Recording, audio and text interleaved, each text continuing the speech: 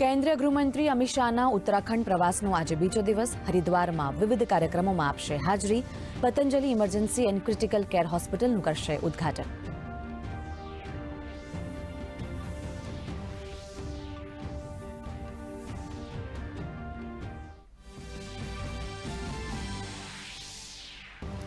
MSME સેક્ટરને કેન્દ્રીય મંત્રીમંડળે આપ્યો વધુ ભાર. સિડબીને ₹5,000 કરોડની ઇક્વિટી સહાય. 2030-31 સુધી અટલ પેન્શન યોજના ચાલુ રાખવાનો નિર્ણય.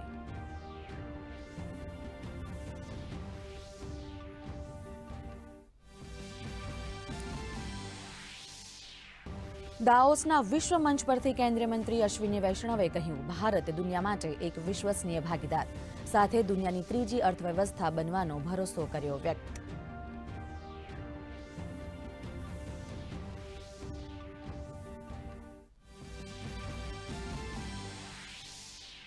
અમેરિકી રાષ્ટ્રપતિ ડોનાલ્ડ ટ્રમ્પે ભારત સાથે હકારાત્મક ટ્રેડ વ્યવહારના આપ્યા સંકેત. કહ્યું, પ્રધાનમંત્રી નરેન્દ્ર મોદી માટે ખૂબ સન્માન.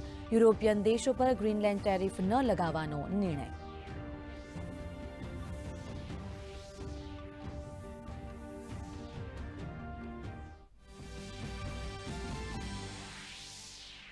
નાયબ મુખ્યમંત્રી હર્ષ સંઘવીએ દાવોસમાં ક્વોન્ટમ રેઝિસ્ટ સેમિકન્ડક્ટર્સ વિષય પર વિચારોનું કર્યું આદાન પ્રદાન. સાયબર સિક્યુરિટીને મજબૂત બનાવવા અને ડિજિટલ વિશ્વાસ વધારવા ભવિષ્યમાં તૈયાર થનારા ઇન્ફ્રાસ્ટ્રક્ચર મુદ્દે કરી ચર્ચા.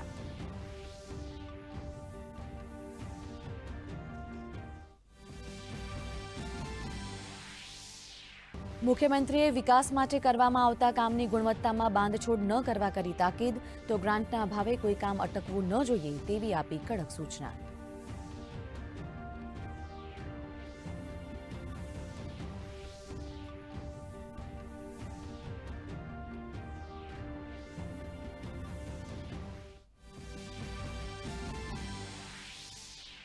કમોસમી વરસાદથી અસરગ્રસ્ત જિલ્લાઓના કુલ 32 લાખથી વધુ ખેડૂતોને 9,466 કરોડથી વધુ સહાયની ચૂકવણી.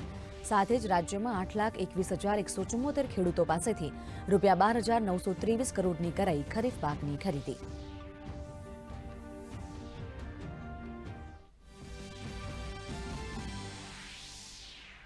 અને ભારતે પ્રથમ T20માં ન્યૂઝીલેન્ડને 48 રને હરાવ્યું. અભિષેકે બનાવ્યા 84 રન. વરુણ ચક્રવર્તી અને શિવમ દુબેએ ઝડપી 2 વિકેટ.